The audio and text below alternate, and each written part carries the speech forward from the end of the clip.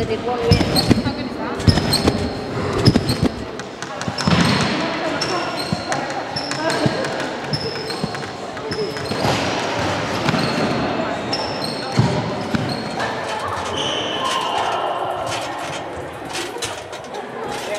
I want to do something that I regard as a high-powered, brave thing to do.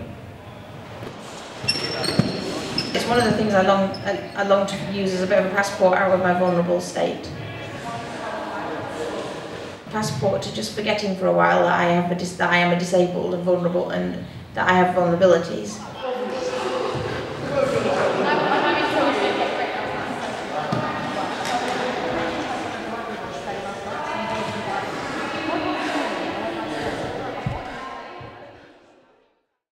If I had sight and then knew how to use it, but I'd get preoccupied first. Before I got active, I think I'd get preoccupied doing some kids stuff that I didn't do, like colouring and stuff, because I just want to, and I'd look at picture books and I'd just try and understand the world from that perspective first. And I'd probably try and learn to read print. And then I'd get active and I'd run around a bit and stuff. And I'd just run when I wanted it. And then I'd realise I looked silly and everyone was staring at me, so I'd probably stop it. I'd have to, because everybody does. But I hope I wouldn't notice too soon. Or that I wouldn't care.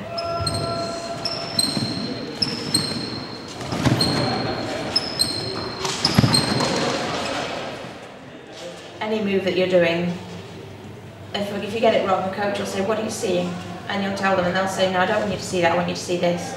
And that means, look, literally just if you're doing a somersault, you'll be told what to see as you go over at different stages. And so it makes you put your head in the right position, things like that. I have to think about that in a different way. So I will have to think about it from the centre of my body, from how my body feels. Subtle little tiny changes in my body as I'm trying to control it and trying to keep my feet together and my toes point.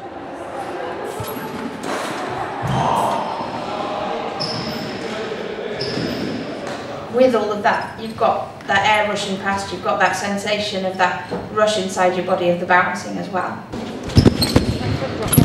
They did one week. How good is that?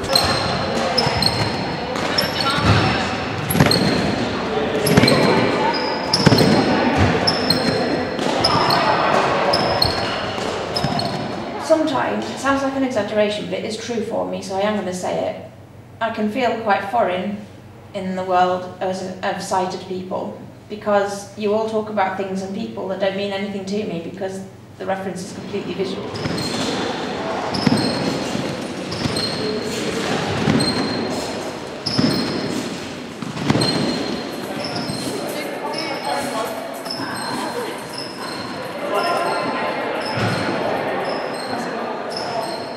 Most people don't give you all the information, and then you're meant to try and work it out somehow. You know, you're meant to like try and guess when you ought to stop talking, and when you ought to start, and when you ought to come in, and when you ought to shut up, and when you ought to, or what people are feeling and stuff, and you can't always do it. Sometimes you can go to a place with a beautiful view and there's nothing, there's no noise at all, and it's absolutely horrible, and quite uncomfortable, especially. I went to somewhere once where it was very hot, and there was this lovely view and everybody wanted to look at it, but it was just eerily silent, and all there was the buzzing of flies, and ooh, nasty. Attitudes are different and everything's pretty. I think vision also seems to allow for, it seems to make, you can be blind and be cynical as well, but I think vision somehow can sometimes, yeah, I've seen that, I get that, whereas I want to explore. Everyone looks at drizzly days and they go, "Oh, it's raining. Oh, it's grey, it's dull."